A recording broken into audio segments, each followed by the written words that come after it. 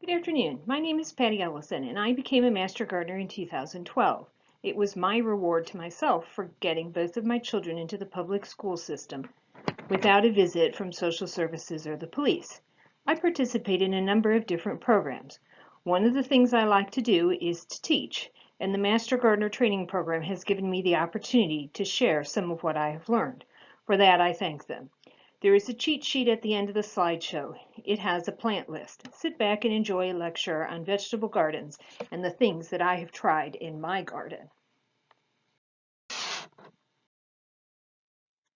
Everybody always wants to know what my garden looks like. Here it is. It's not too big and it has not been cleaned out yet. I hope my garden will look differently in about 2 weeks. Why does my garden look like this? Because it's too early. I'm having a very hard time staying inside. I feel like the weather is going to go from too cold and wet to way too hot and humid. This change seems to happen overnight. I did indulge myself with a small collection of sticks. I put them in an old rusty tomato cage. This way, any sleeping bugs can crawl out and become bird food for the many birds that nest in my yard.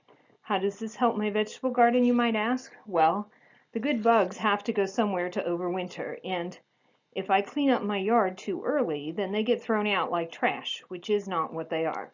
The best practice is to leave your leaves. The next best practice is to put the leaves somewhere on your property that will not bother the neighbors and compost them. Let's start learning about vegetable gardening.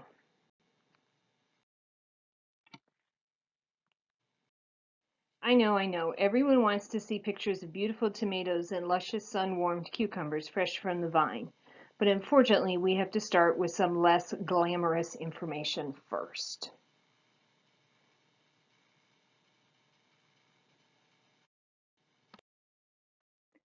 How soon can you start?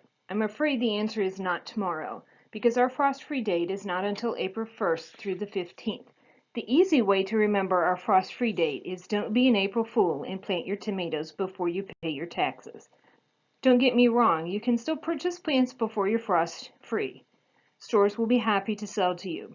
If you plant too early, you may have to replace your warm season plants if they have been nipped by a frost. Usually warm season plants will have stunted growth and never really recover. Most, but not all, cold season plants are usually fine if the frost is brief. I would caution you not to plant anything until after April 1st at the earliest. If this is the only time you can plant, then be prepared to keep a sharp eye on the weather and rush out with a cover if the weather dips too close to freezing. The only exception to this piece of advice is if your neighborhood has an elderly gardener and he or she is out planting in their vegetable garden. They might know something you don't. Talk to them and find out what it is.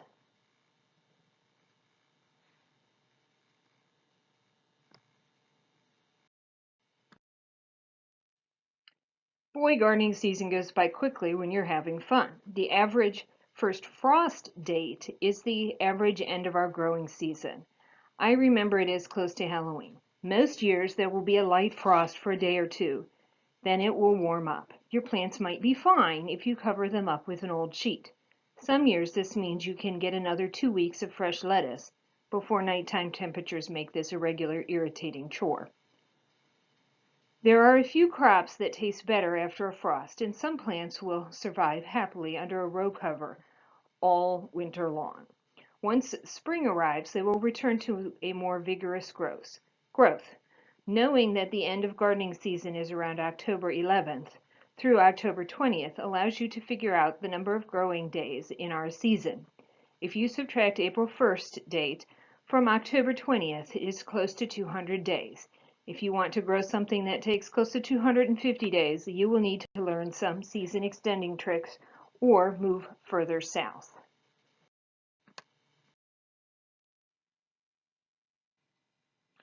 Assuming you plan to stay on the peninsula and not move, the next bit of information you need to learn about is plant hardiness zones. Plant hardiness refers to how tough your plant is. In our area, that number is zone 8A. If you have your plant tucked into the ground with a nice layer of mulch, your plant should survive until the weather goes below 10 to 15 degrees Fahrenheit. This is not a hard and fast guarantee. If your plant is in a pot, it will probably have a problem at 20 to 25 degrees or one zone warmer. You can also cheat if you know your yard very well and have a nice southern-facing brick wall up against your house. This is a microclimate. I have not found the space in my yard where this applies. However, if you have children at Grafton Bethel Elementary School, the Grizzly Getaway Garden is a microclimate. Spring comes 2 weeks earlier than at my house, which is a mere 1.5 miles away.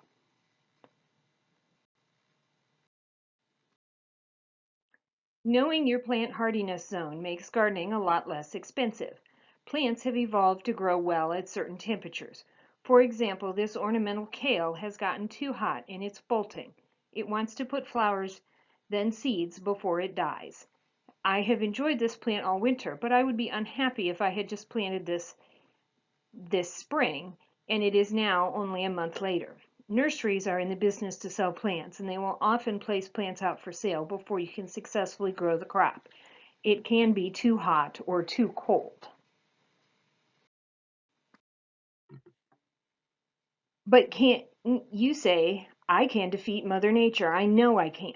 Then you will need to learn about cold frames and row covers. They will provide you with ways to keep the ground and the surrounding air just a bit warmer, which can allow you to harvest vegetables past the time of the first hard freeze or start a bit early. Some of that lettuce was eaten for Christmas dinner. You will need to be careful on warm days as you can cook your plants under a cold frame. I'm not going to talk any more about the subject, as you now know the terms needed for a YouTube search.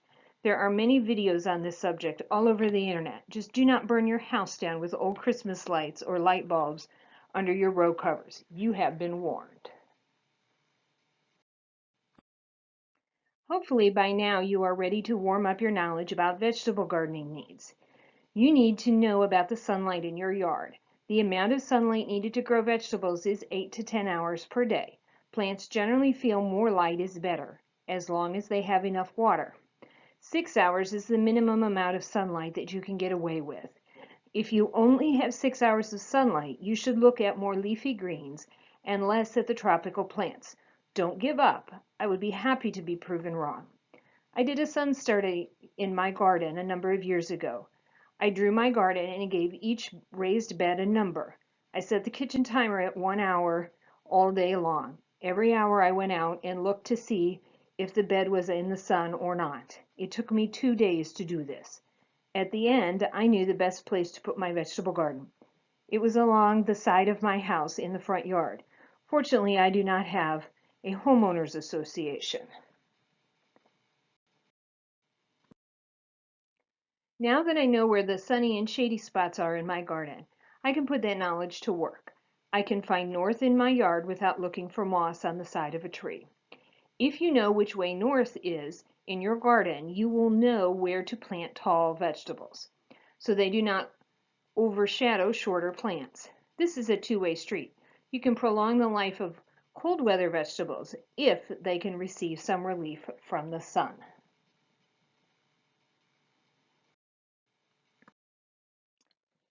You know that you are planting your vegetable garden in Zone 8A and how to find north. You are ready to start a giant vegetable garden and all the grass in your property is taking up valuable sunny real estate. After all, you can eat grass, why grow it? Please, please start small with your garden. It is much easier to succeed and to learn a little bit at a time rather than everything at once. I have been gardening at my house for almost 20 years. Some of these pictures are a little old. Both of those boys are taller than me now.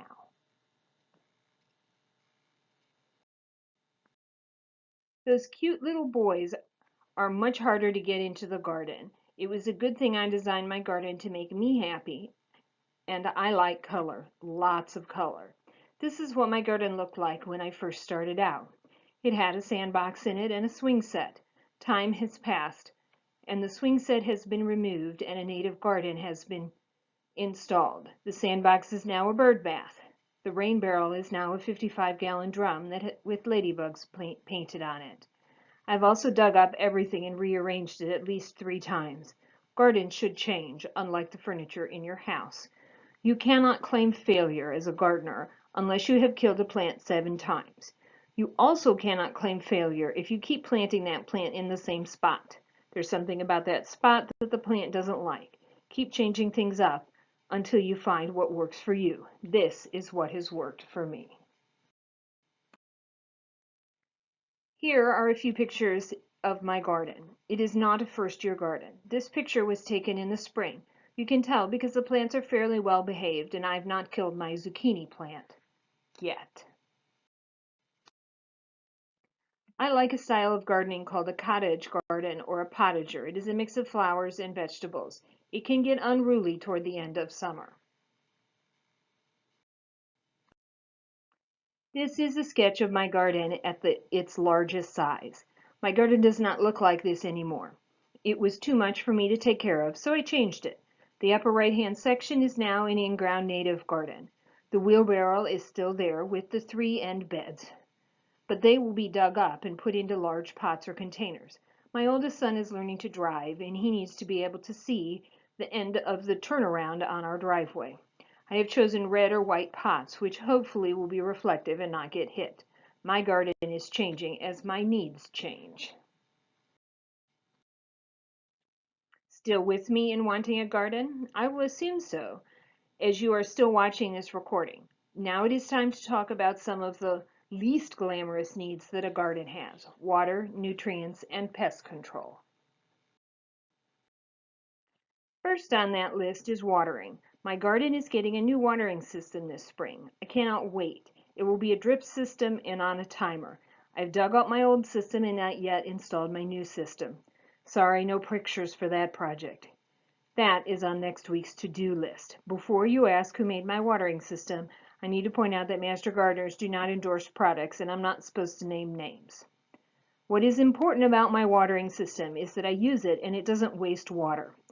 Your watering system could be from a soaker hose, a sprinkler, or a watering can. Your garden will need about 1 inch of water or rain per week until the plants begin to fruit. Once fruiting has started, your vegetables will want between 2 and 3 inches of water per week. This is easy to supplement with rain, but watch your rain gauge come August or the end of July. The majority of nutrient management that I do is in the form of compost. My garden is organic. It does not use chemicals. I feed the soil, which in turn feeds my plants. My garden has raised beds. My garden is a place I go to relax. It is not perfect. There are weeds and some minor bug damage. My garden will be different than your garden. Enjoy that. Before you ask, I do use amendments in my garden, and I do fertilize with fish fertilizer, but not on days I have company. All things considered, my garden does not have a lot of pests. These insects or bugs are not pests. For my children, they were playmates to be watched, and for me, some of them were pest control. The first step for pest control is to figure out what the insect is, then explore how to treat it, if treatment is needed. Organic pest control can be addressed several different ways. You can handpick bugs and put them in a cup of soapy water. Too squeamish for that? Then you can choose resistant varieties of plants to help control disease. You can practice integrated pest management, a whole separate topic. There are organic products that treat diseases or pests, which are very similar to non-organic chemical controls. But decide if you want to treat before applying a chemical just because you saw a bug. I'm sure you can tell I work with a lot of children. The first thing I teach them about caterpillars is hairy be wary. In other words, don't play with the fuzzy or hairy caterpillars. Those are the general types of caterpillar that are most likely to give a human a reaction.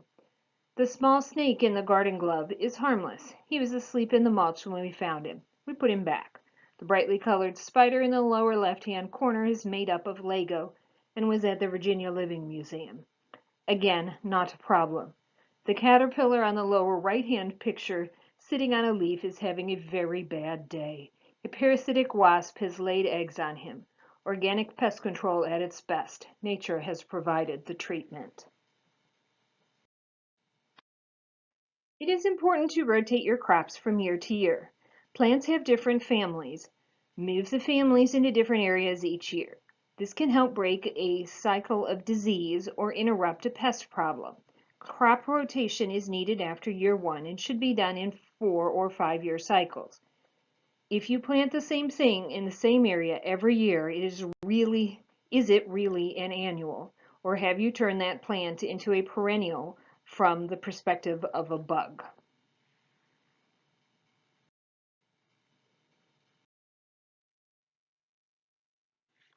My garden has a problem with raccoons, turtles, moles, voles, squirrels, rabbits, and basketballs. It also has a problem with aphids, squash bugs, Japanese beetles, vine borers, and cutworms. I have chosen to exclude some of the critters with fencing and stinky fertilizer. That has helped some. For squash bugs, I squash them and hand pick where I can find them. Mostly I plant resistant varieties of vegetables. I also pay 1 penny per bug and 10 cents for eggs. There is nothing like counting out 134 wet, soggy squash bugs. Best $1.34 spent in a long time. Probably the worst problem I have in my garden is moles and voles. Moles are meat eaters. They go after grubs and worms. Moles are the ones who dig tunnels in your yard or garden. Moles are more solitary creatures. You probably only have one. Voles are vegetarians. They eat roots and some plants, but mostly roots. Voles are opportunists. They run the tunnels of moles. You can choose to share or not with voles. If you remove the food source, both creatures will go elsewhere looking for food. I have tried just about every method on the market and on YouTube to control voles, most of which are not Master Gardener approved. Some years are better than other years.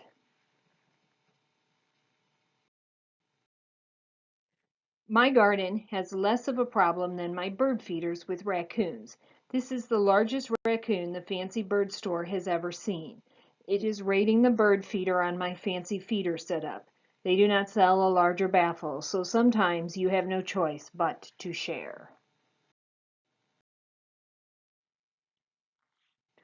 Even though I live in Yorktown, I do not have a problem with deer. I'm lucky. You have 2 choices when it comes to deer. You can choose to share what you grow or not share. A hungry deer will eat anything and everything. Very tall fences are the best way to exclude deer from your garden. If you cannot install an 8-foot fence, then do a little research on how far apart 2 shorter fences need to be. Most deer will not enter an area if they cannot quickly get out of it. If a good fence is out of your price range, then look for a community or church garden that has a fence.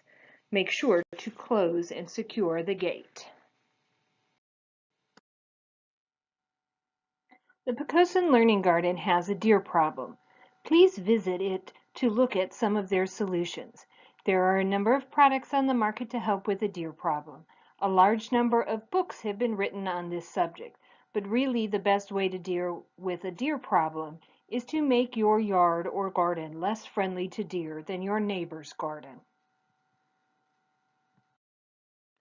I also deal with escaping chickens, snapping turtles, and squirrels. At this point, I really just share or spend a lot of time and effort running around, waving my arms, and generally looking like a crazy lady. I prefer to have nice garden helpers. Still want a vegetable garden? Yes.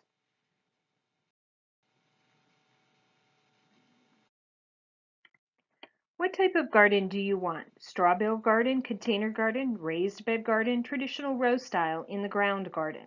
The list can be endless.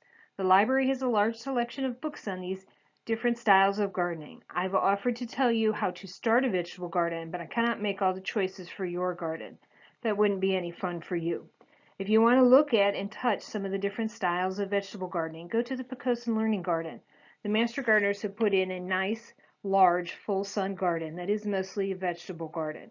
It has a straw bale section, several different styles of raised beds, and even gardens that address accessibility needs. When you go visit the Pocosin Learning Garden, plan to send a little extra time to check out the Bluebird Trail and the Marsh Walk. Now that the difficult choice of what type of garden is done, you will need to choose seeds or plants. There are three basic types of seeds. Open-pollinated seeds or heirloom seeds are varieties of seed which have been grown for a long time. I think the common definition is cultivars or plants that have been around since before the 1950s. Assuming you do not have a problem with cross-pollination, you can collect these seeds and save them for the next year.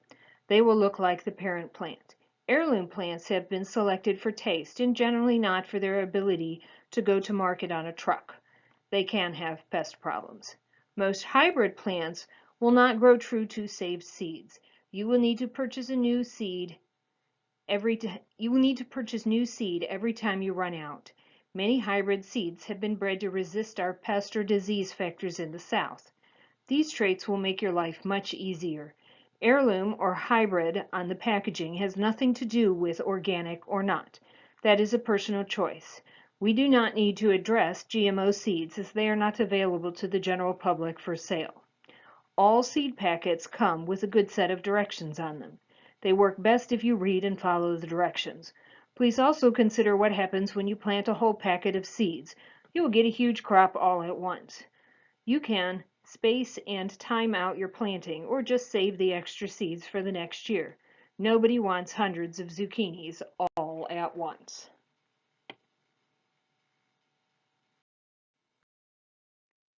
Did somebody say zucchini? This zucchini will produce summer or winter squash, depending on when you pick it. It also lasts forever once it has cured. However, it is a really big plant, and it has been known to take over the yard, garden, and neighbor's car. I would have never known this had I not tried it. Your garden should be a space where you can experiment. Stay with me. We're almost to the end of this talk. Where are you going to get your plants? You can raise them from seed, purchase them from a store or a garden center. You can even plant seeds straight into your new garden. Don't want to leave your house because of COVID-19? Plants or seeds can be ordered online. A source can be easily found for the determined gardener. I like heirloom vegetables, which are rarely found in a big box store. Therefore, I raise many plants from seed. This process starts 1 week after Valentine's Day and lasts until the beginning of April, with a second wave lasting into May. What this really means is I lose my kitchen counter for about 3 months. I think it's worth it. For a first-year gardener, I would recommend buying plant starts. It removes a single step from your learning curve.